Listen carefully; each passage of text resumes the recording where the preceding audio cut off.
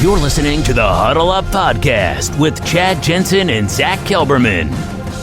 Join Broncos Country's deep divers at milehighhuddle.com and sound off. And now it's time to drop some knowledge. Okay, we are live, but we got to let it breathe just for a moment. We got to make sure we got our entire community in the saddle with us here tonight as the Tampa Bay Buccaneers just won it all. Welcome in, everybody, to the Huddle Up Podcast, presented, as always, by Mile High Huddle, powered by Overtime Media. I'm your host, Chad Jensen. With me, as always, my partner in crime. You know him, you love him. He is the deputy editor of milehighhuddle.com and a bona fide football priest. He is Zack Kelberman. Zack, it is rare that we push back a go live time for our podcast. The Super Bowl, though, is one of those tentpole watershed events that you kind of just have to wait till it's over, unless you just want to be speaking to air. But, man, Tom Brady did it again. Did it again. 7th world championship for this cat. Like, what more can you say? I told fans on Twitter right before this thing ended, there was a shot of Patrick Mahomes on the sideline, just complete, just defeat, man. Just like all the dreams crashing down. And I said, savor that, because it's probably not going to happen too often.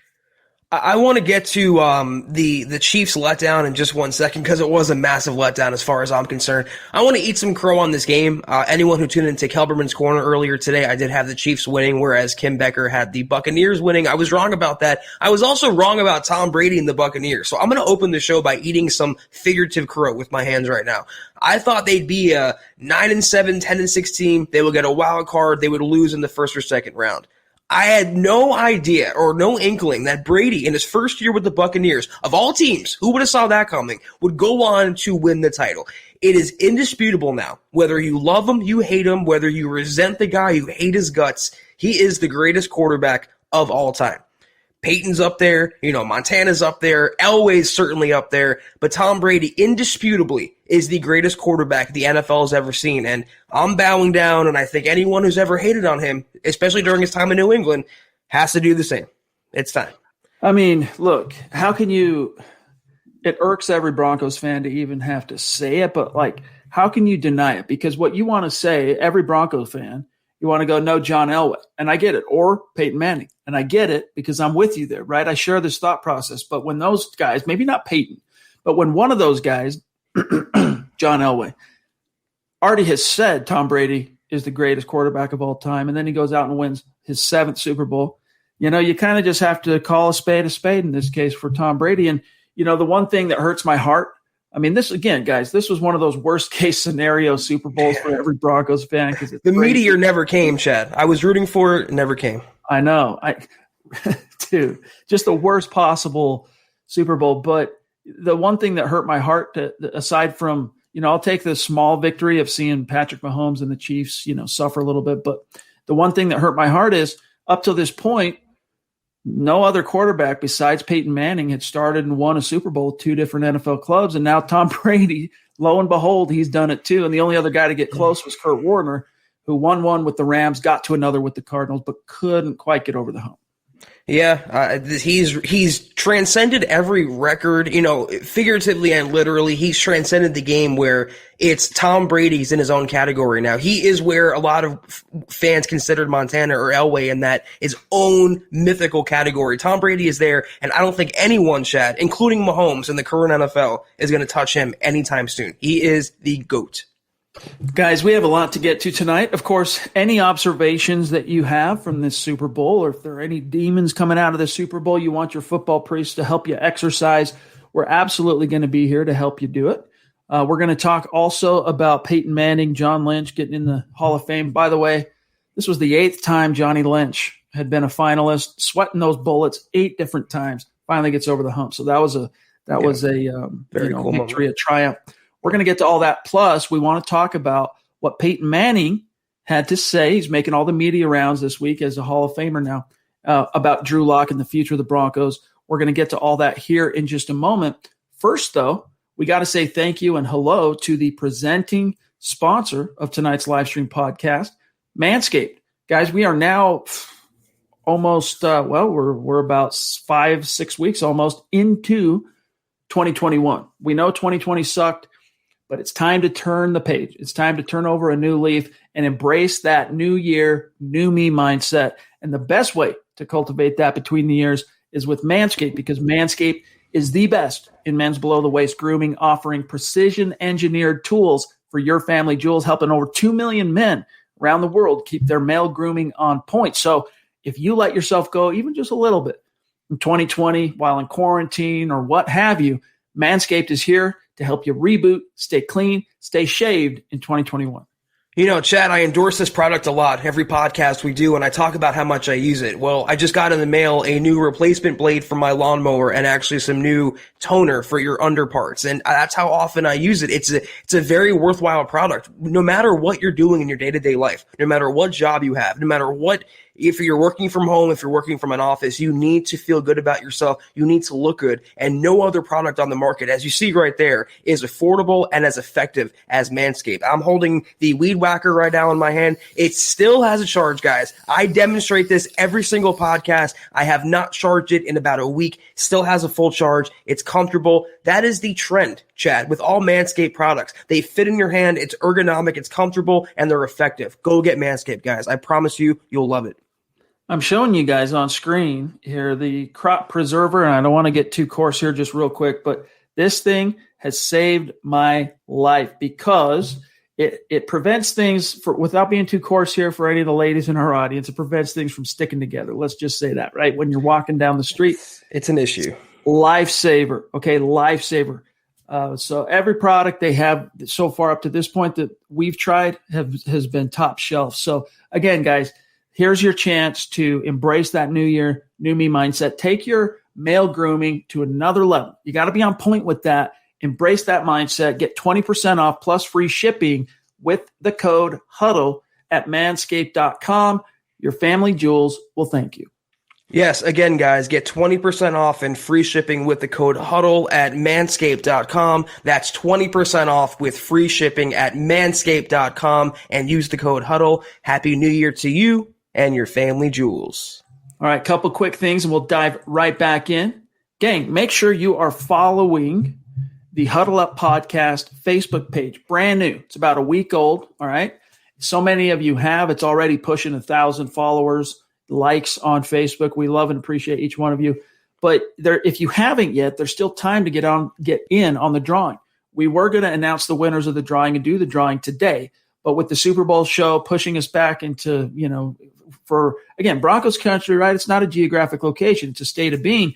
And we know we have huge swaths of our listening audience and community that aren't in Mountain Time. And if you're on East Coast time, heck, if you're in Central time, it's 9:30 and you got to work tomorrow. If you're on Eastern time, it's almost 10:30 and you got to work tomorrow.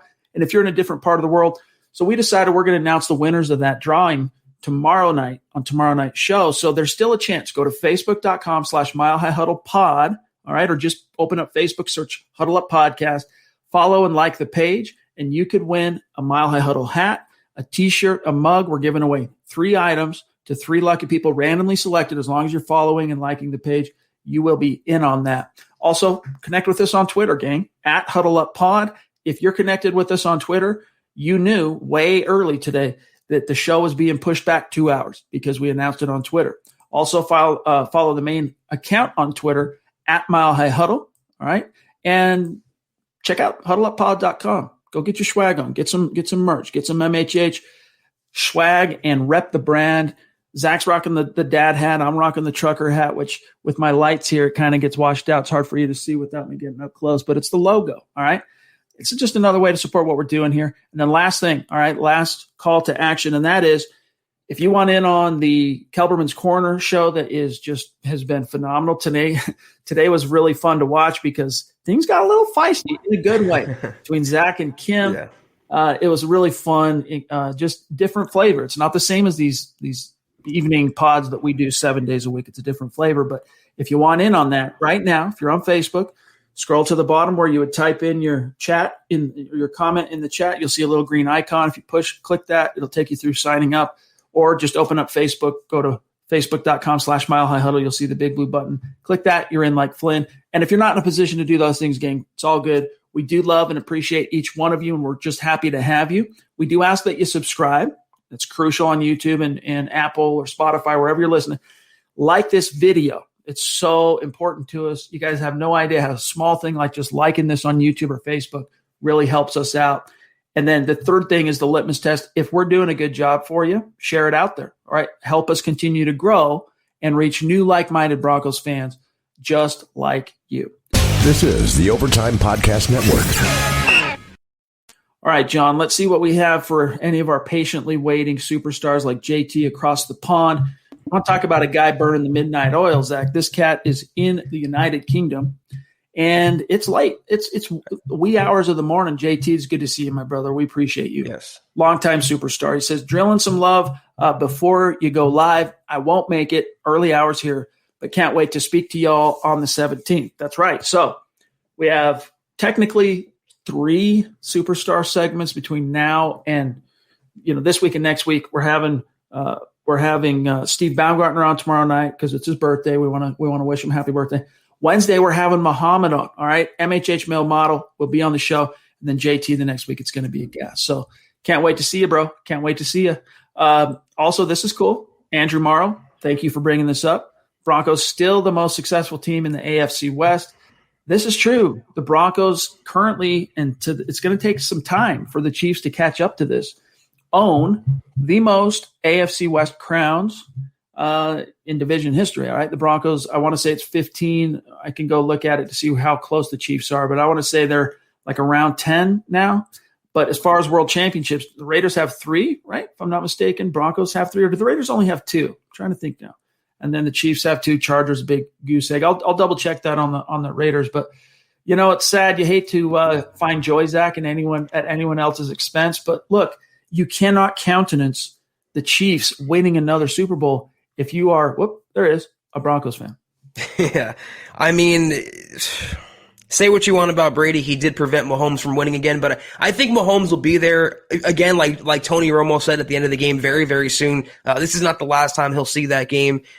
And the Broncos, they have to get their own offense squared away. They have a ways to go before, obviously, they catch up to Kansas City, but at least we can take some comfort in knowing that the Broncos still hold that illustrious playoff record against Brady, and they do, Chad, what few other teams can do against him in the postseason. So we take some small comfort in that.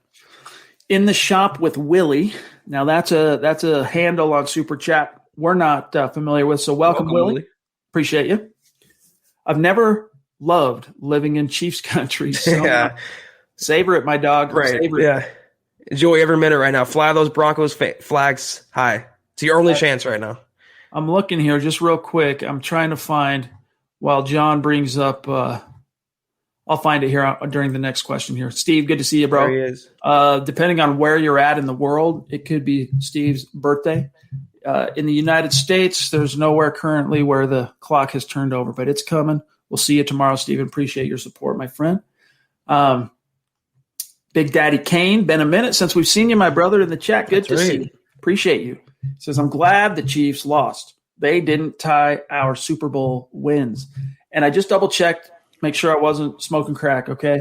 The Raiders do have 3. I was right. All right, so Broncos, Raiders tied with 3. Then it's Chiefs with 2, Chargers with 0. So you can. There's an argument to be made that the Broncos and Raiders are close in that sense. But when you measure, Zach, division titles, as I'll show you here in just a moment, the Broncos way outpace the Raiders. Yeah, I'm looking down and I was reacting because I just got an alert that Pedro Gomez, the ESPN anchor, passed away. I think he was 58. Ooh. I don't know what's going on right now. Chris Wesseling from NFL.com, he passed away a few days ago from cancer. That's crazy. That's my wishes to the Gomez family. My best wishes. Yeah, that is definitely a tragedy. Yep. Prayers up. All right. Let me see here. JT, hold on. My chat. We got a really active chat tonight. It's good to see everybody staying up a little bit later than usual to join us here. Here we have, bear with me one second. Well, I'll just grab, I see. We've got Josh Shadow, who was with us today. This is a good comment. Corner, the Facebook supporter. He was in the house for Kelberman's Corner episode 5, and he was also showing some love during the show with some very generous stars on Facebook. So thank you, Joshua. Appreciate you, Doc. He says, every time I saw Shaq Barrett hit Mahomes, it hurt my heart a little bit.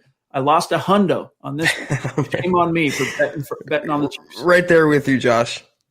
My bank account's right there with you. Yeah, Chad, Shaq Barrett, I don't care about Tom Brady. I am so happy Shaq got a ring. I mean, I tweeted about this before we went on, but he waited and waited for his big opportunity. He finally got it in Tampa Bay, and man, did he capitalize. He's the ultimate glad he got a ring type guy. And I understand why the Broncos and Barrett went their separate ways, but God, I wish that opportunity came in Denver because he is the real deal, and Shane Ray wasn't, looking back on it. John, do you have Stu Meat, his Ice Cube comment? I'm just going to grab it real quick here. I'm just going to throw it up because I have a feeling tonight's going to move pretty quick. So I'm just going to grab this real quick from Stu Meat. Really appreciate you, my friend. Oh, where'd it go? Hold up. Almost there. Really, really appreciate you. Anyone from the 90s knows full well this song, right? Stu Meat playing Ice Cube songs. It was a good day. Got to say it was a good day. Right? Ice Cube.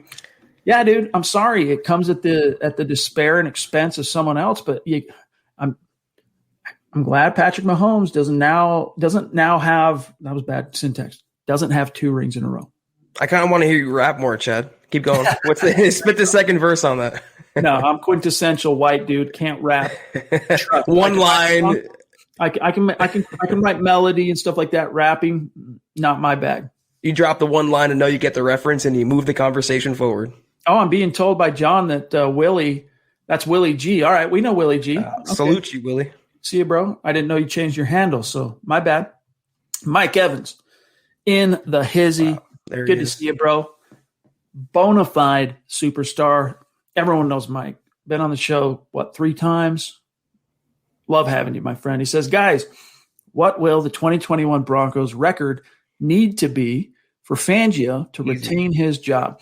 Zach, it's not so much a matter of record. Mike, love you, bro. It's not so much a matter of record. It's a matter of, was that record good enough to get you into the playoffs? Because if it's not a playoff season, I mean, maybe George Payton makes an argument if Fangio finishes 8-8 or 9-7, but misses the playoffs. I doubt it. I think at that point, it's like, look, you're tapped out, turn the page. 8-8 to me wouldn't do it. It doesn't move the needle. 9-7, at least he can say, okay, I have the first winning record in Broncos history since 2016 and Gary Kubiak. 9-7 would be the bare minimum Fangio needs to retain his job for 2022, or else George Payton will pick his guy. Anything below that, he is Vic Fangio and his coaching staff, they're out. Yeah, it can't even be just 500. Like, he has to be over 500. Yeah. Anthony Baldelli, good to see you, my friend. Thank you for that super chat. Make sure you connect with us on Twitter so we can shout you out after the show, and that goes for all of our super chat superstars. He says, Mahomes got that work. Goes to show you he ain't unstoppable. Denver needs to build that defense. Yeah, I mean, that's one thing that occurred to me watching this game tonight was that, I can't even think of the last time, if there's been a time where Mahomes was straight punked the way he was today. Like, it was Todd Bowles. I mean, this dude deserves a Medal of Honor because you've never seen that really happen. There's been some off games for Mahomes, but man, they just and really to me, Zach, what it boiled down to is this: the Bucs. You got to be able to do both. It can't just be coverage and a so-so rush. You got to have at least a so-so coverage and that rush. If you've got the rush and you can get to Mahomes, this just proved, man. He is human. He's a quarterback. If you can pressure him, whether it's off the edge or inside, you're going to be in business. And the Bucs were able to do both. They were able to push inside with Vita Vea and Ndamukong Suh, and the edges were going crazy with Shaq and JPP.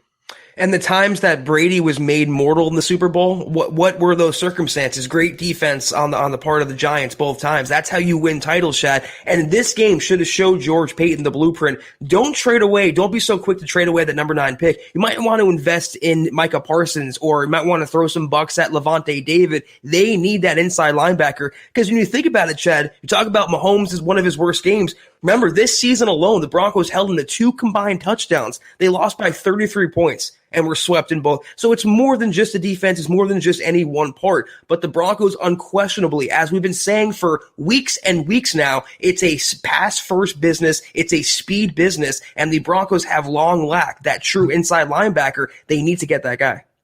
Hey, there's a nice little segue into Boise Man's super chat. Good to see you, my friend.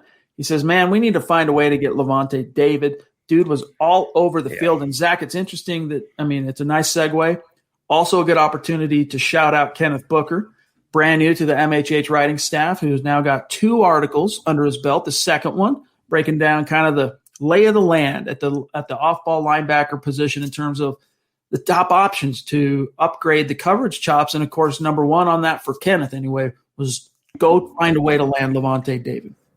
Well, first of all, Devin White also had a hell of a game, a hell of a season, a hell of a postseason. And you and I, Chad, and many others in Broncos country, it was kind of unrealistic, but we wanted him so badly in a Broncos uniform a few years ago, him or Devin Bush. And that just goes to show you they need that dynamic inside linebacker. But that whole front, Levante David was great as well, but you have to wonder, will Tampa Bay even allow him to get to the open market? Are they going to throw a huge contract considering he helped lock down the greatest quarterback, or I shall say the second greatest quarterback in the NFL? I think he stays in Tampa Bay after this performance, but if he gets away, if I'm George Payton, I have some extra money, I'm offering it to him after I pay Shelby, of course, and Simmons. This is the Overtime Podcast Network. Boggins, appreciate that super chat, my friend. Another one of our, not only just a super chat superstar, but, he's technically on staff too at MHH. He helps out on Facebook, moderating our MHH super fan group. Appreciate you, Boggins. He says, technically, the Bucs only scored 28 on us with Jeff Driscoll going back to week 3, right? Just saying. Well said, my friend. And also, Muhammad, good to see you, bro. Appreciate that super chat. And he's celebrating. Now, look at this, gang, real quick. All right, here's a snapshot of where things stand all time. So I was wrong here. I shouldn't say I was wrong. I didn't say where the Raiders stand, but the Chiefs were right where I thought they were, around 10 or 11. They're at 11. Denver, most AFC West crowns, 15. Raiders are 3 behind them.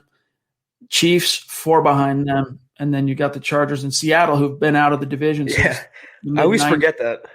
So anyway, but so when it's all said and done, look, Broncos, it's kind of like, any Chiefs fan that might be watching this now or after the fact is screaming at their phone saying, you guys aren't, you haven't done anything in 5 years. We've owned you 11 straight wins, or is it 12 now? I've lost freaking count, but Broncos still own the AFC West from a historical perspective. Exactly. Tied for the most in world championships, and the most AFC West crowns belong to the Broncos. I was going to say the exact same word. Historically, the Broncos are the cream of the AFC West crop, but recently, the last 5 years, it definitely indisputably belongs to Kansas City. But like you mentioned, and the stats prove, through years and decades and generations, it's been the Broncos division. We can only hope, Chad, they get back to that mountaintop very, very soon. Appreciate Kev over there on Twitch being with us. Appreciate you. Todd has a good question on YouTube. He says, what were the top takeaways from tonight's game to show the path forward for the Broncos? Really good question, my friend. In fact, might be the genesis of an article right there. I'll tell you what. Here's what jumped out to me. All right. First and foremost, as we already kind of touched on tonight, Mahomes, turns out he's human. You want to get him, you want to put him where you put him in the corner, whatever you want to call it. If you want to get after him, you got to get after him. The rush comes first. Look, in a perfect world, if you can land a no-fly zone 2.0, great. It's not like you don't need corners. Absolutely. But it starts with the rush, all right? And look, the Bucs were a little bit lucky in that the Chiefs didn't have, they're playing their backup tackles, right? That was one of the themes throughout the entire broadcast today. But the good teams, they exploit weaknesses of their opponent, and that was a weakness. Now, the greatness of Mahomes, Zach, had allowed the Chiefs to kind of cruise above altitude despite that weakness. It hadn't kind of haunted them quite yet, but today those chickens came home to roost. Shaquille Barrett, on fire, dude, on fire. So the first takeaway, and there are others, I'll let you speak to what comes to mind for you, Zach, but the first takeaway to me is let's hope Bradley Chubb is back next year. Back. And honestly, this it should make you, like, if you're on the fence about Vaughn, this should make you just say, we need Vaughn back stat. and get that dynamic inside linebacker, whether it's throwing a lot of money at Levante David or drafting Micah Parsons, JOK, Zaven Collins, whoever. But Chad, to kind of piggyback off your previous point, because you're 1,000% correct, it comes down to, again, the C word that I've said ad nauseum, coaching. Todd Bowles had a masterful game plan today, better than I've seen anyone throw Mahomes, including the Broncos in the last couple of years. Could Vic Fangio and Ed Donatell match that game plan? Are they better game planners, better schemers? Are they better teachers? Do they implement a better system than Vic Fangio, the Bowles and the Buccaneers? I happen to think they do. So it all comes down to coaching once again. You can have the pieces, but if they're wasted, like everyone wants Deshaun Watson in Denver, but he's coming in to play for Pat Shurmur. Do the Broncos match up schematically with the Buccaneers? I wouldn't say so. Todd Bowles, not a great head coach, but one of those guys, Chad, who's a true mastermind defensive coordinator, and I think can scheme around Fangio at this point. Look, all due respect to Coach Fangio, but Vance Joseph had a better bead on how to stop Pat Mahomes than Fangio has up to this point. All right, look, Vance Joseph was never able to defeat Mahomes, even with a first career start version of Mahomes in week 17 of the 2017 season when he was a rookie. You know, that was Paxton Lynch's last hurrah, so to speak, at least as far as getting a sniff at the starter's job. And, you know, that Mahomes got out to an early lead, so they sat him down. Paxton Lynch, to his credit, battled back, put the game in doubt, so they put Mahomes back in, and he closed it down. But you even look into the next year, 2018, Case Keenum year, both those losses, again, losses, the Chiefs have swept the Broncos dating back to 2015, but both those losses in 2018 were single score, and the Broncos should have won the first one if Case Keenum does not sail a wide open Demaryius Thomas pass down the right sideline, long. That's a walk-in touchdown, game over. At that point, it was late, under 2 minutes. I would have put it away. So I digress here. I'm going a little bit off topic here, but Vic Fangio has not proven that he's got a grasp yet on how to stop Mahomes, but tonight gave him a blueprint. Crudum, good to see you, my friend. He says, KC looks human again. Let's hold on to capital and bolster the defense. We have the offensive talent to be competitive. Trust Peyton, having faith in Locke. And Zach, I guess that's a good segue, but your reaction to what Crudum had to say, and I'll pull up some of the Peyton quotes. Well, of course it helps having Tom Brady as your quarterback, but at least what the Bucs proved today is you need a defense to go along with the quarterback as well. And I think to an extent Mahomes proved that. As great as he is, the Kansas City defense and their coaching, Andy Reid, came up so small today. It was like Philadelphia Andy Reid all over again. But you have to have more than that, and that starts by having dynamic players that can play 3 downs and run sideline to sideline. Josie Jewell is not that player. A.J. Johnson is not that player. They need that inside linebacker. It's the only piece they're missing. They have pushed along their defensive line. They have, on paper, a decent cornerback group with or without A.J. Boye. They have a great pair of safeties one's under contract right now. A great pair of safeties last year. They need that guy in the middle of Vaughn and Bradley Chubb. So I think that's what proved today. The blueprint is to beat Mahomes, beat Brady, whoever, is to have that defense to go along with the coaching. I don't think Fangio and the Broncos have either.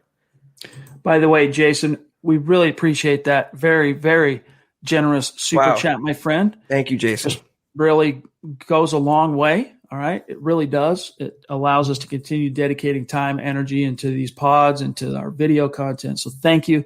Really appreciate that. He says the value of a middle linebacker, Levante David, Devin White showed that. David in free agency, Caleb Farley, the Virginia Tech corner, in the first, fixed the 2 biggest holes. Much love. Yes. We'll come back to that in just a moment, Jason. I just didn't want you to wait too much longer. Let me grab these quotes. So Peyton Manning, again, doing the rounds since he was announced as a shoe-in for the Hall. And, of course, Mike Kliss, 9 News, they get the first crack at him in as far as Denver media.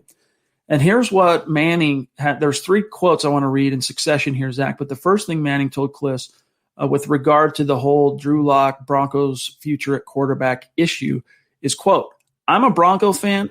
I'm a Drew Lock fan. Look, last year for anybody who had a new offensive coordinator and a younger quarterback, it was going to be challenging.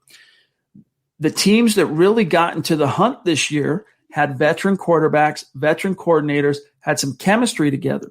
Brady was kind of the exception. I think Tampa figured out that they were better off just running a lot of his plays. And he goes on to say, It took them a while, talking about the Broncos, to figure that out. But with the pandemic offseason, not having much time, it's just not easy. I'm pulling for Drew. I'm excited for the Broncos prospects with a full year and an offseason. I'm excited for him to have a good year this year, close quote.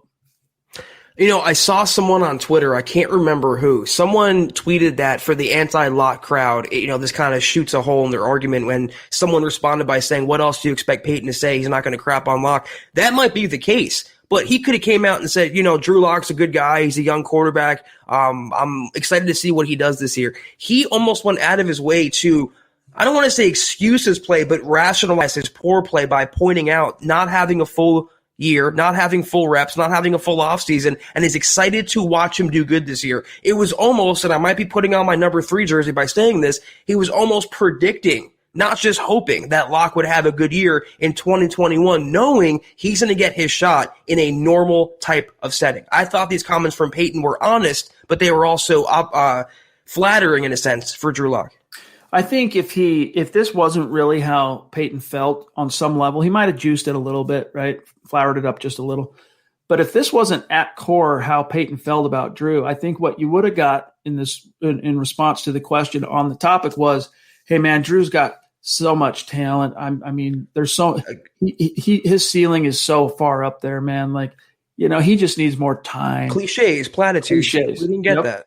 But he actually got kind of specific. So what was that one there, John, that just left the screen? Stu Meat, appreciate you, my friend. He says, we need a Devin White player in the draft. I'm not sure there is a Devin White in this draft. I mean, you could maybe say Micah Parsons, but, Devin White, the closest thing you had to an off-the-field concern with him was his, amorous relationship with his horse, okay? And I don't mean that to be gross. I'm just saying, like, my dude loves his horse, okay? I mean, at the Combine, we were talking to this guy in 2019, dude. He waxed poetic, dude, about his freaking horse. But, that's just it's his pet, right? There was nothing to worry about with Devin White, whereas with Parsons, there are some legit, concerns. Yeah, he has horses in the back, Chad. You could say JOK, if he beefs up a little bit, is a little better against the run, he can be comparable to Devin White. But there really is no Devin White in this draft class. He was, I don't want to say generational talent, but he was among the best inside linebackers that's come out the last 5 or 7 years or so. He was a top 10 choice. The Broncos really never had a legit chance at him, but I wish he was in a Broncos uniform. This is the Overtime Podcast Network. Kathy Lund, really appreciate that. A longtime listener, a longtime superstar. Means a lot to us, my friend. She says, officially the offseason. That's right. All NFL events of 2020 in the books. She says, looking forward to some moves and draft prep. That Bucs defense looked like our Super Bowl 50 defense. Hope we can get back to that. Hashtag state of being. Really appreciate that, Kathy. And then here's Jaden. Appreciate you, bro. He says, what's up, guys? Just showing some love. Hey, thank you, Jaden. Appreciate you. Make sure you connect with us on Twitter, Jaden. But getting back to what Kathy said, about the defense, it's interesting because, look, I don't think one is – would you really say that this Bucs – would you put this – I would put this Bucs performance up there in terms of one of the all-time defensive performances in the Super Bowl. But I wouldn't put them up there as like one of the all-time great defenses because they didn't really have that juice – throughout the season. Like it was the Tampa Bay Tom Brady's. And then this defense, to their credit, found a way to kind of turn it on in the playoffs and then really take it to another level. Anytime you can hold Patrick Mahomes to under 10 points, I mean, Judas Priest, you might as well get a Purple Heart. I do want to point out, not to take anything away from Tampa Bay, their game plan and execution was masterful, but let's not forget the Chiefs were down both of their starting tackles. And those are two really, really good edge protectors. And at one point, Mahomes was hurried on 24 of 40 dropbacks. That is insane. I mean, that's college D3 level stats there. And it's interesting because the fill-in left tackle for the Chiefs was Mike Remmers, who you might remember from SB 50, who the Broncos just terrorized. So things are kind of full circle in the NFL. It's kind of crazy. Let me grab this Facebook comment from Isaiah Henderson. Great dude, longtime listener. He's been a superstar. He gives stars on Facebook. He's just a dedicated member of this community. He says, the only thing I took away from the Super Bowl is we need to push hard for Levante David. beast in pass coverage, held Travis Kelce to 0 touchdowns and under 100 yards. Yeah, man, they have a pretty dandy off-ball linebacker duo there with White and David. It'll be interesting to see how aggressive Tampa Bay is in returning David, because this was year 9 for him. So he's entering his 10th NFL season as an unrestricted free agent. Maybe the Bucs are at a point where they're like, look, we won a Super Bowl. He's a former, if not a first rounder, he was a second round pick for the team back in 2012. Maybe they're ready to move on. And if that's the case, Vic Fangio, George Payton, I think it's pretty safe to assume that they'll make a push to try and land it. But so will a lot of other teams. Exactly. Yeah, they're going to have to outbid David even if he gets to the open market. But this should put to rest some of the calls and the desperation for the Broncos to unload this draft capital, because even if you don't get a Micah Parsons in round 1, even if you don't sign Levante David, it is patently clear by now the Broncos have to upgrade inside linebacker with a premium blue chip, preferably sideline to sideline dynamic inside linebacker. It's without a shadow of a doubt, Chad, playing in the division the Broncos play in, Derek Carr for now, Justin Herbert, Patrick Mahomes, they need that guy on defense. Whether it's David, anybody else, that has to be a priority this offseason. George, superstar in the house, wishing a happy birthday to Steve Baumgartner. I'm sure he appreciates it, and we appreciate your support, my brother. Yes.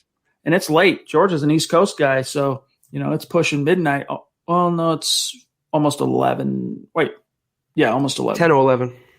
All right, our friend Christian, aka Team Jokic on YouTube. Appreciate the super, my friend. He says, "Sorry, I can't be in here on Thursdays. Got practice. I feel like this game shows a young secondary can get it done with Winfield, Dean, Bunting, etc." Yeah, if you got the rush, you need the rush. Right. And the Broncos,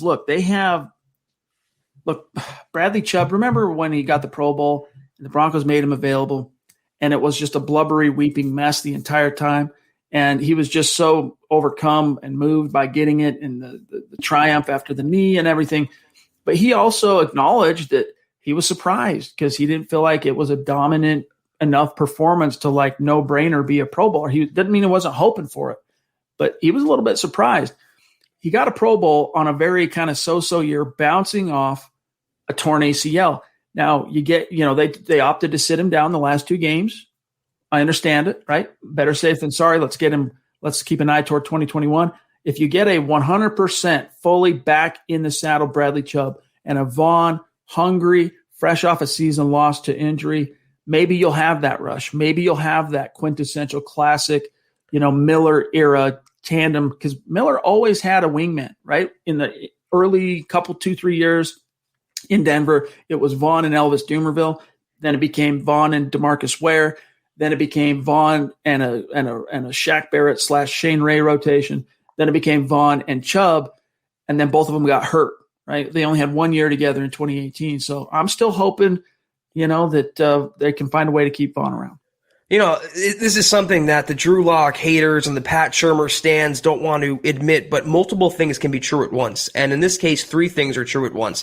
The Tampa Bay Buccaneers did really well to draft and replenish that secondary. All the players that were mentioned there had a hell of a postseason. The rush, like you mentioned, Chad, definitely helps. Again, that's how the Giants won against Brady both times. You have to get after the quarterback. Like I've mentioned also, it doesn't really matter who your quarterback is. Mahomes, Aaron Rodgers, if you don't protect him, if his offensive line is terrible. But what helps Brady and the Buccaneers defense is playing from a lead, not playing from a deficit. How many times did the Broncos defense fall behind? 10-0, 14-0, 17-0. Look at the Buccaneers. When you play from ahead, you get to pin your ears back. You have more confidence. You play your game at your pace. So everything worked in tandem today. They were the better team on all sides of the ball, and they were very worthy champions, Chad. I hate to say it. It's the truth. John, real quick. So the chat did a jump on me. We need, after we grab Mark here, we need Dave from Georgia, Michaela, Pobby, Drew, Anthony, Kevin G, and then we're back current. I'm at, I want to say I'm at 8:37 here with Mark. Appreciate you, Mark. Good to see you, bro. Another guy burning that midnight oil, or pretty close to, on the East Coast. He says, "What's up, my guys? 3 rings, always better than 2. I'm going to enjoy my 15 minutes of fame as a division rival of hating, and a lot of people lost a lot of money. Oh, well, Hashtag Huddle Up Pod, hashtag Go Bucks, hashtag LMAO at Chiefs. Look, I'll say this, like, unless that quarterback on the other side is named a Manning, and unless that defense on the other side is the New York Giants, I can't bet against Tom Brady in a big game. And I know that the Chiefs were the juggernaut, and I know that's how you viewed it, Zach, is like they're the juggernaut. How can they be stopped? But like Tom Brady is Tom Brady, dude. He doesn't lose these games. And I told you guys last week I was listening to the Pro Football Writers of America sent out some clips from some serious radio sit downs with Hall of Famers and stuff for Hall of Fame week and all the NFL honors and whatnot. And one of them was John Elway. And he just talked about, he didn't gush about Tom Brady, but he talked about how, he always, especially in a big game, he finds a way to win. And it's different time. It's a different component every time when he does find a way. Like today, it wasn't just a dominant Bucs defense that carried him home. This was when the opportunity was there outside of that 4th down, 4th and 1 on the goal line, 4th and goal. When they got an opportunity, Tom did, he capitalized. He found a way. You don't get any more chances. This is the last game. You're in the Super Bowl. This is where you make it count. And he just finds a way. And so I can't bet against the dude. I just can't, dude. As much as it irks me, Tom Brady, can't bet against him. Yeah, I viewed them as the juggernaut, but they were kind of susceptible. We all realized that when Mahomes got his turf toe, then his concussion. And then, Chad, I don't want to delve too deep because it's a very sad story, but what happened with Britt Reed, the assistant coach for Kansas City, that has been weighing on Andy Reid as well and the entire Chiefs organization. But I don't like being wrong. I did pick Kansas City. The only silver lining to me, there's two, is Shaq Barrett getting a ring and also Broncos country getting to celebrate a Chiefs loss. I'm happy for Broncos country. I will say that. Dave from Georgia, good to see you, my friend. Also staying up late with us. Appreciate you. He says, thank God the 2020 season is over. Looking forward to next year. Thanks for all the knowledge y'all have dropped on us throughout the year. Hashtag Broncos country. Appreciate you, Dave. 2021 is going to be better as far as Bronco wherewithal, Bronco ways, the Broncos, I think, when you finish 5-11, there's nowhere to go but up, right? And it was just such a weird season for this team in particular. And that's one of the things Peyton talked about, Zach, that I think holds some water. I think some fans are so impatient because of the preceding 4 years that they didn't want to hear anything about how the pandemic affected the development of Drew with a new coordinator and no OTAs and no preseason. Then he injures his his throwing shoulder in week 2. And then all the injuries across the board for the team. No one wants to hear that because they go, well, look at Justin Herbert, brand new to the league, and he's out there dominating. Well, maybe I wouldn't quite call it dominating because Chargers didn't win any freaking games, dude. Like it was kind of quintessential pissing in the wind. I mean, what good did it really do the Chargers? And even early in the season, people were talking about, well, how can we stay behind Drew when you see Kyler Murray tearing it up in Arizona? It's like, well, dude, he's got the same system now 2 years in a row. And it turned out that was a flash in the pan, so to speak, because even though it's not like he faded completely, he peaked way too early, and the Cardinals did one of these. So, there were some mitigating factors there, and Peyton pointed to them, and that's why I want to, I'm a lot more inclined to say, look, if the Broncos do choose to run it back with Drew, he's got OTAs, he's got preseason. Last time he had the same coordinator and the same playbook 2 years in a row, he ended up having a huge payoff in the stat box. This is kind of a non sequitur, but the question mentioned 2020 being awful, and I tweeted that the halftime show was kind of an extension of that. Does anyone else out there think the weekend was really bad? I'm a big fan of his. I have been for about a decade, but the acoustics, the sound, his voice sounded awful. What was with the mustache, the suit he was wearing, the creepy people dancing, the in-your-face camera work? Big fan of his. I thought the halftime show, Chad, was really, really dreadful this year. Anyone else agree, or just me? Dude, did you say you're a big fan of The Weeknd?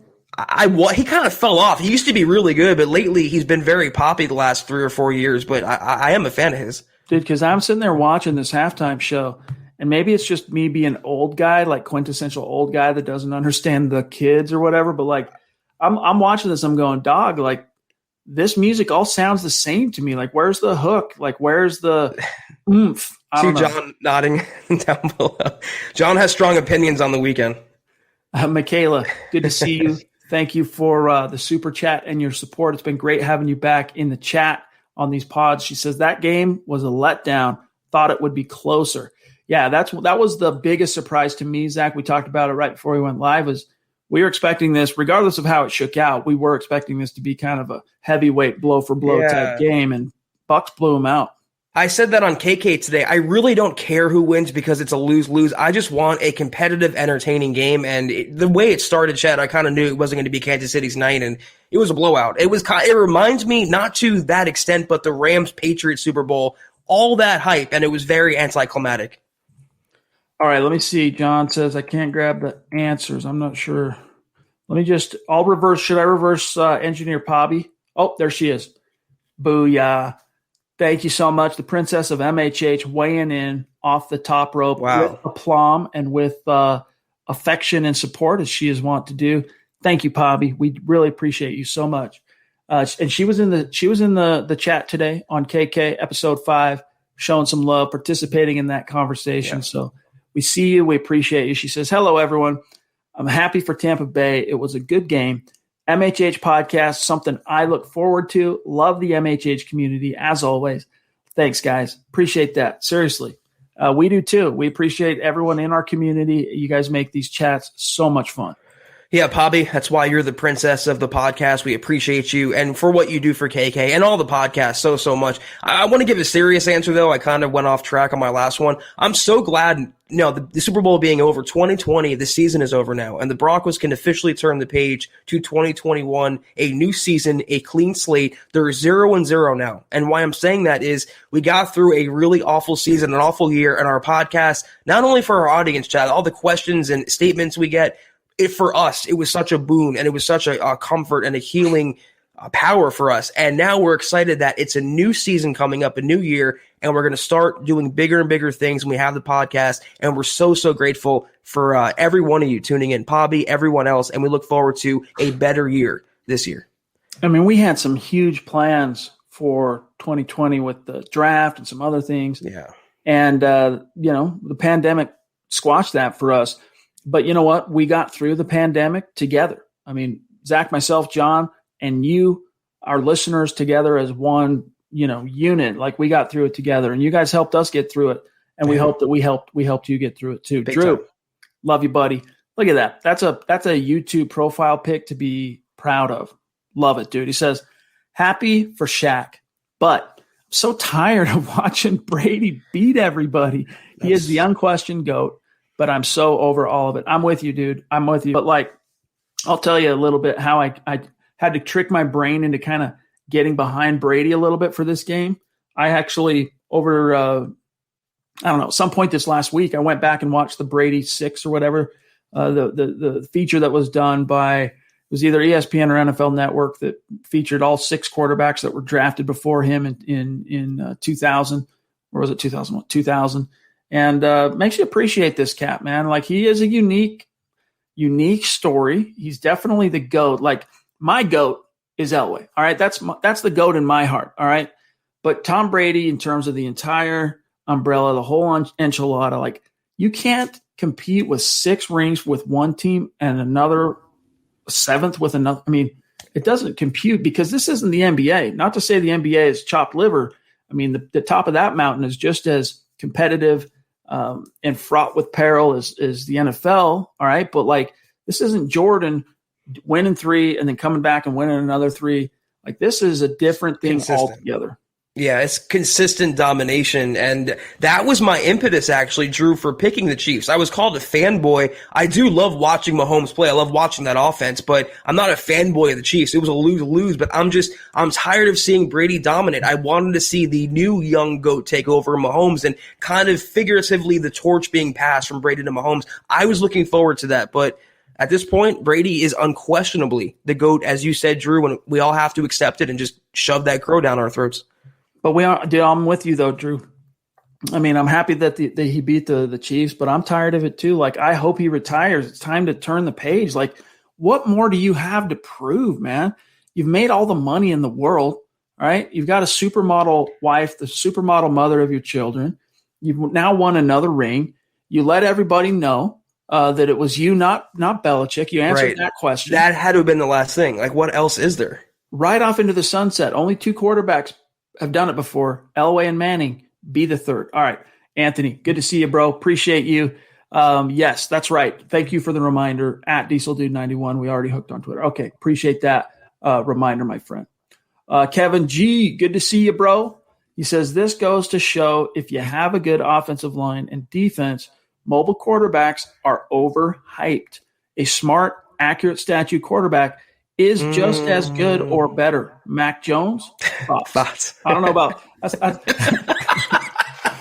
that's an acronym if you didn't know, Kevin.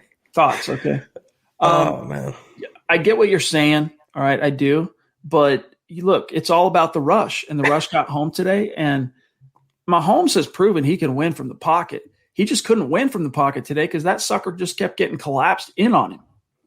Yeah, I don't know about Mac Jones' thoughts. I can't comment on that. But I'm not going to say in this day and age in 2021 that it hurts to have mobile dual threat ability. I think every elite quarterback, except for maybe even Aaron Rodgers, can run. Every established quarterback, elite quarterback, has ability with their legs. So I would not take a Mac Jones over a Zach Wilson. That's just me, though. Chris Hernandez, when he is kind enough to super chat, it always has a symbolic twist to it. In this case, he's showing some serious love for Sack Barrett. That's right, Sack Barrett. Chris, love you, bro. Appreciate you. Another one of my personal favorite YouTube profile pics. Huddle Up Pod mug, the Smouse in the House designed Let 'em Hate t-shirt. Love you, bro. Hope you've been well. What is it? What is it now? Is it how many years in the Air Force? I almost lost it because I haven't said it for a while. Is it 20? 21. 22 years? Remind me, dude. I feel ashamed that I know I'm in the ballpark. Okay, we're in the ballpark. But he says here, Sack Barrett. So happy for him. Keep up the awesome job, my dudes. Love you, bro. Thank you. Sack Barrett. You know what that reminds me of when I hear Sack as a first name? Yes, dude. Wedding Crashers. Wedding Crashers. Legendary movie. And Chris, you've served long enough to forever hold our utmost respect, both of Chad and I. So thank you, Chris. It's so nice to see you. You're so generous. You're so giving, and we love you, man. And I am happy for Shaq. That's the silver lining to me of this Buccaneers win. I don't care about Tom. I'm so happy for Shaq. Amen. We got the queen, we got the princess and the queen in the hizzy tonight. Royalty.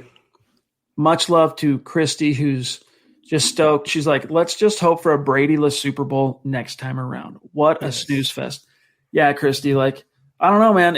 But it depends. Like, is it the Chiefs in the Super Bowl? Because if it's the Chiefs, you might need Brady, right? You might need him to, like, block that. I almost used a word I shouldn't, but to block Pat Mahomes there, all right? He might be the only kryptonite that can get in the head of both Reed and Patrick Mahomes. But, Christy, you know how much you mean to us. We love you so much. Thank you for everything you do. I think those thoughts are on your mind, Chad. That's why you almost slipped up there. No, who does everyone got in the Super Bowl next year, though? I happen to think the Bills make a push in the AFC, but Chad, who do you got early 2022 Super Bowl? Man. Honestly, it depends. I know the reporting says that Tom's coming back. So I'm not going to bet against Brady because the NFC, it's just not as battle tested as the AFC where Brady came from. Like Brady made the AFC, as battle tested as it is. And in the NFC, you've got the Rodgers. I think Breeze is going to hang it up. Yeah. And then it really just comes down to Green Bay versus Tampa Bay. It's a battle of the Bays, depending on, and maybe Seattle, we'll see if San Francisco can bounce back and then get a quarterback. We'll see if Stafford ends up being the get him over the hump type thing for the Rams. But it really just depends on how some of these older quarterbacks, how those dominoes fall. I like that, Ken. The Jets in the Super Bowl. The Jets led by Deshaun Watson or Zach Wilson with Robert Saleh as their coach and Mike LaFleur as their OC. I'm all about that. Let's do it. All right, let me see here. We are, excuse me, at 54 minutes. We got a little bit of time, but we got to keep this pretty tight because of the hour. Yes, Johnny Blaze, appreciate that. Like this video, gang. If you're here, hit that smash. Hit those thumbs. That thumbs up, the like button. It helps us out tremendously. Brandon, what up, Brandon? My best friend is named Brandon. Good to see you. This must be him. This must be my best homie. It's not. He's a Dolphins fan. I know. Hey, guys, longtime listener. Good to see KC fall back down to earth. What message does Kareem and Judy hyping up Deshaun Watson send to Locke? Hashtag Broncos country. I'll tell you what it sends. Not good enough, dude. You were not good enough. And he wasn't. He was far from it. Like, he improved down the stretch. But again, these are guys that look at Judy, for example. Judy used to winning, right? Used to producing. B, used to winning games at Alabama. That was tough for him. Not good enough. Kareem, getting the teeth getting longer and longer by the second. He wants to win. Not good enough. And he sees this as, they see Watson as an opportunity to upgrade ASAP. Maybe it's just me, and again, you guys are going to point to my Locke fandom, but I'm not making too big of a deal about them coming out and pining for Deshaun Watson. Every player around the NFL wants Watson on their team. That's kind of like the flavor of the month right now, and they're going to comment on it. And you look at the individual circumstances. Kareem Jackson played with Deshaun Watson. That's his friend. He's going to try to get him there. It also scores some points in the Broncos front office and the Broncos fan base. Jerry Jeudy, him and Locke were literally missing each other last season. They were not connecting. He was dropping a lot of passes. He didn't have good chemistry with his quarterback. So he might be more ornery. He's very immature, as he's proven, Chad. He's still growing into himself as a person, as a player. I'm not making too big of a deal. When they don't get Deshaun Watson and Locke starts again this season, this will be a non-story by, April, May, that time. Hey, Gary, it was great having you in KK in the chat today. So appreciate you being with us. Appreciate the stars, my friend. Thank you, Gary. Murphy Brothers Collectibles jumping in. Appreciate you, my friend. If you're on Twitter, connect with us, okay? So we can shout you out. He says, go Broncos. Love you guys. Best Broncos talk in the business. Hey, appreciate you. Is that a new name, Chad? I don't. We've seen him once or twice in the chat, but he's been more recent in the chat. So I think Murphy Bros is one of those great listeners who's been in the chat listening, and only recently kind of stepped into, putting in comments, doing a super chat. So welcome. Thank you. Love you. Regardless, yes, Murphy Brothers, thank you so much. We look forward to having you around, and any questions you might have, be sure to drop them in. Put them in the chat. Our friend Jess, talk about a long-time listener, bona fide superstar. This cat right here, he says Brady equals anti-aging and PED supplements. I know, dude. Like, is it the TB12 snake oil, or is it what is it? Like, this dude, maybe it's his old lady, right? Maybe that's the fountain of youth for him. I don't know. I'm just grasping at straws here.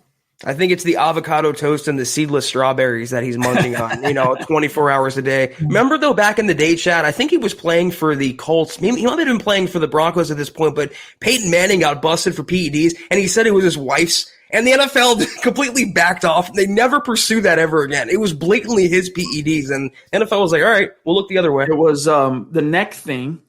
It was when he was getting all the surgeries and the procedures. So 2011. He had gone he had gone across the pond to Europe for one of the procedures he had on his neck, and it was human growth hormone. That I can't remember all the details now off the top of my head without doing a quick research on it, but it was human growth hormone, and I want to say it was Deadspin that had some story that had Wild. HGH being shipped in her name.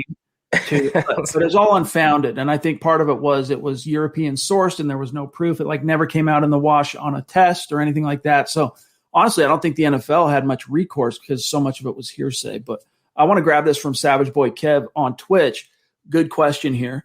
He says, Chad and Zach, how do you guys think that Peyton would look playing quarterback with this Broncos roster? Healthy, of course. A Super Bowl? Yeah, dude, you take Peyton, even with all the injuries that this team suffered last year, that's a team that at least finishes second in the AFC West, at least. With Jerry Jeudy, Noah Fant, dude, would be a 1,200-yard tight end with Peyton Manning. Trust. Easy. All right? Jeudy would have been over 1,000. KJ would have been 700-800. And, you lost out on Cortland, so that was that. But Tim Patrick probably would have been over 1,000. All right, you would have had three, or at least close to three guys pushing or over 1,000. I mean, frankly, I know Demarius, Decker, Julius, that first trio he inherited when he came to Denver was legit, was really good talent. Don't get me wrong here, but if you put Peyton, let's just say 2021, let's say even 2014 version of Peyton with Cortland Sutton, Jerry Jeudy, KJ, and Noah, and Melvin Gordon's your pass catching back out of the backfield. I mean, close the door, dude. You're going deep into the playoffs with that version if Peyton's healthy. And, but he retired 2 weeks before his 40th birthday. And the only reason he retired and couldn't keep going is what separates him from the Tom Brady's and the Drew Breeses of the world is that degenerative neck thing and the nerve damage in his right arm that he just, he was whistling past the graveyard as he hoisted that Lombardi and saw the writing on the wall and said, this is my time. Oh, man. Cortland Sutton so far reminds me of Megatron in Detroit. You wish you could have seen him in a better offense because I'd love to see what he can do. And the same is true for Noah Fant. He would be, like you said, Chad, 1,100, 1,200 yard, 10 touchdown guy, just a monster and a Pro Bowler. You can even say the same for Alderweireld, even KJ Hamler, the speed that he has. Put him on the Chiefs right now. Put him on the Packers right now. They would get him involved. He can be an 800-yard guy right out of the gates. You put Peyton Manning on this team, not only are they all 1,000-yard guys or close to it, this is a playoff team perennially. That's all it takes. I mean, dude, Julius Thomas was an athletic freak. I'll throw him into that category. But he was nowhere near what Noah Fant is. I mean, Noah Fant is just – it's almost a crime how much he was squandered last year. I get it as a rookie. He was kind of learning his ropes. But last year, he fought an ankle that played a part, but – nevertheless, it was a crime how underutilized he was. Shame on Pat Shurmur. Chill Will. Good to see you, bro. Appreciate you. He says, what's up, fellas? Just showing some love. Can't wait for the offseason. Can't wait for the Broncos to be back on all the highlights. Congrats to Brady, but we have always been kryptonite too when Brady when it counts. That's true. The Broncos have his number. We'll see, man. We'll see how this Broncos team takes shape. So many questions yet to be answered for 2021. That's right. Thanks for the reminder, John. Chill Will, you have a legit man cave, my friend. A legit man cave. Tip of the cap. And it's a shame that the Broncos do not play the Buccaneers in 2021, so we won't have a face-to-face with Brady in Denver, but they are his kryptonite, and like we mentioned, it's a small silver lining right now because he just won another Super Bowl, but he's historically been held to a very low mark against the Broncos, and we have to be happy about that. All right, we really do have to rapid fire these remaining supers. We got to get going here. BG, love you, bro. Longtime listener, bona fide superstar up there on the MHH Mount Rushmore. He says, what did I miss? I'm late for the pod. Hey, the good news is you can always rewind it. Even while you're live, you can go back. So FYI. John Houston, good to see you, my friend. Appreciate you. He says, Chiefs losing a lot in free agency. Hopefully they regress. Yeah, there's another hope. And then John says, I think we might make a push for Sam Darnold to backlock. God, no, please no. Seeing ghosts, you don't want seeing ghosts in Denver. Trust on that. Willie, again, good to see you. Thank you again. Locke isn't dumb enough to think he's better than Watson. I don't think it bothers him too terribly much, and I think they know that. Talking about Judy, and I don't know, man. If I'm Drew Locke, I'm thinking, look, I know that Watson has the accolades, the 3 Pro Bowls and whatnot, but like I whooped his ass when we went head to head. Like I whooped his ass. So what are these guys trying to throw me under the bus? Like that would be the alpha in me going. That's how I would be thinking it. Last one here, Nathan Kim. Appreciate you, dog. Connect with us on Twitter. Great game tonight. Love seeing Shaq Barrett being dominant tonight. Yeah, like I'm so happy Broncos country shares the same sentiment about Shaq Barrett. He got a raw deal in Denver. He was stuck behind Vaughn and DeMarcus, and then Shane Ray, which was the biggest blight on the previous regime's resume, or one of them, was not playing Shaq over Shane Ray. The talent was obviously there. All it took was a change of scenery, though, and I'm so happy he finally got his ring and his fat contract upcoming in Tampa Bay. Chris, a.k.a. Blue Raw, is there a blueprint now? Thank you for the super chat, my friend. Yeah, we've touched on it a little bit tonight, but Zach, for me, the blueprint just comes back to, man, anything you can do to get the rush. If you got to manufacture that rush. And Vic Fangio, man, he freaking pulled every last stop that he could to manufacture in the true sense of the word a rush last year with Bradley Chubb still kind of battling with half of his arm behind his back. And, Malik Reed, when Malik Reed is your leading sacker, I mean, that kind of tells you where you were at. And surprisingly, the Broncos were in the top 10 in sacks in the league. I mean, so that's a credit to Fangio, but you need that bona fide tip of the spear, can't be stopped rush. And it starts with hopefully getting Vaughn back, Chubb taking another step forward, and then either solidifying Shelby or hoping that Draymond really takes a huge step forward next year. But here's the thing about the Bucs defense. Unlike the Broncos, they don't have to manufacture pressure. They can win one-on-one. They have those horses in the middle that can win one-on-one. When Ndamukong Suh, Chad, isn't even one of their staple headline players, Shaq Barrett, Devin White, and Levante David all get more praise and more shine than Ndamukong Suh. But Suh was a huge integral part of this blowout today. The Broncos simply don't have that same talent, but they also don't have the scheme to better create pressure or manufactured pressure, as the case may be. Todd Bowles and Vic Fangio, I think, are not on different levels, and that was proven tonight. BG, appreciate you, bro. Thank you. He says, I know you guys remember me commenting on Jerry Jeudy's personality during the draft. I didn't like it then. I still don't. He acts like a kid. I honestly do see it changing. Is that a do or don't? Was that a typo? I'm curious there. But yeah, I do remember that. And I don't love the personality for the most part that we've seen from Jeudy, at least his public-facing personality in terms of the interviews, his vibe on interviews, some of the things he says, his social media presence. I don't like that, Zach, and I'm hoping that he does, learn from it. But then his most recent interview makes me realize that aha moment, that epiphany, is probably nowhere in the near future. Like, this is Jerry Jeudy. He's still 21, though, I believe. And I remember when I was 21, Chad, I was saying and doing a lot of stupid things. He needs to grow up for sure. But if he's still doing these stupid things, we're still talking about this in August, September, then I'll be worried. All right, last one, and then we got to go, my friends. Tyler Randall, thank you, my friend. Appreciate that super chat and your generosity and support. He says, I can rest easy tonight knowing the Chiefs got absolutely smacked. Keep up the great work, guys. It's finally time to turn the page on this horrid season and focus on the off season. Let's go. Hashtag Broncos country. Hashtag Denver Broncos for life. And Zach, what better way to end this podcast than on a note like that? Time to turn the page. 2021. Let's go. Let's see how the Broncos can turn the ship around. The Broncos are no longer 5-11. The Broncos are 0-0, like every other team. It's a clean slate. It's a new year. They have high hopes. New GM and George Payton going to be in a busy, aggressive offseason, and hopefully he can build a winner and a contender in year one of his tenure. All right, guys, we do have to get going. Thank you for spending some extra time with us. As far as, we're used to being off about 3 or 2 hours ago is normally when we'd be done by now.